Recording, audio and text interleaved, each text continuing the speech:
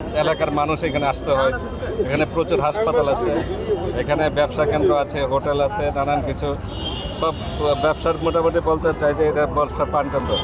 কাজেই এই এলাকাকে যদি আমরা পরিষ্কার পরিচ্ছন্নতা না রাখতে পারি তাহলে আমাদের সকল প্রচেষ্টা ব্যর্থ হবে। আমরা চাই যে এই এলাকাকে যানজটমুক্ত করে রাখতে। ইতিমধ্যে সরকার, আপনারা জানেন যে এটার মাওনা চৌরাস্তা ইজারা বাতিল করেছে।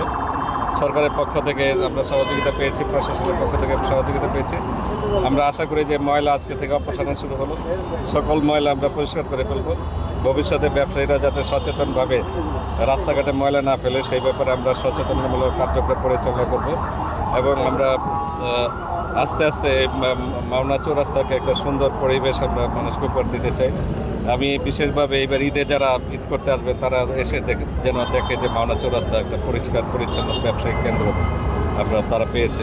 শাসন আপনার আমাদের মাননীয় ইউনো মহোদয় আছেন, উনি ইউনো এবং আবার পৌর প্রশাসক হিসেবে দায়িত্ব পালন করছেন।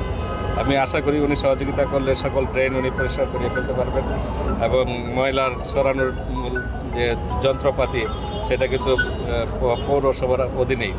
কাজে এইগুলি ওনার সহযোগিতা নিয়ে আমরা কাজ করলে আমরা অবশ্যই সফল হব।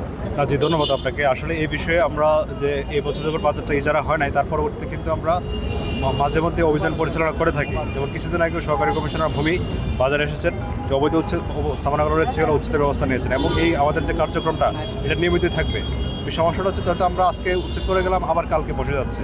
তো আমি এই বিষয়ে আমাদের উপজেলা প্রশাসন সহ যে হাইওয়ে থানা রয়েছেন এবং অফিসার ইনচার্জ শ্রীপুর থানা রয়েছেন, আমি সকলে অনুরোধ করবো যে এই বিষয়টি সকলেই নজরে রাখেন এবং যদি অবৈধ বর্তমান দোকান যখনই আসবে প্রয়োজনে এটা উচ্ছেদের প্রয়োজনীয় ব্যবস্থা নেন অথবা আমাদেরকে ইনফর্ম করলে আমরাও সেটা নিয়মিতভাবে উচ্ছেদ অভিযান অব্যাহত রাখি। আপনারা জানেন আমাদের গাজীপুর 3 সংসদীয় আসনে মাননীয় সংসদ সদস্য উনি আন্তরিক, সেখানে কোনো দল ব্যক্তি তাদেরকে আমরা নির্ণয় করব না। আমরা স্বচ্ছ এবং পরিচ্ছন্ন রাখার জন্য, মাওনা চৌরাস্তার সমস্ত প্রকার ময়লাকে অবমুক্ত করার জন্য আমরা সর্বোচ্চ গুরুত্ব দিয়ে সমস্ত জনগণকে সাথে নিয়ে এবং সাংবাদিক মহোদয়দেরকে সাথে নিয়ে, মাওনা চৌরাস্তার ব্যবসায়ীদেরকে সাথে নিয়ে, মালিকদেরকে সাথে নিয়ে আমরা সর্বোচ্চ স্বচ্ছন্দ পরিচ্ছন্নভাবে আমরা পরিচ্ছন্ন রাখার চেষ্টা করব ইনশাআল্লাহ।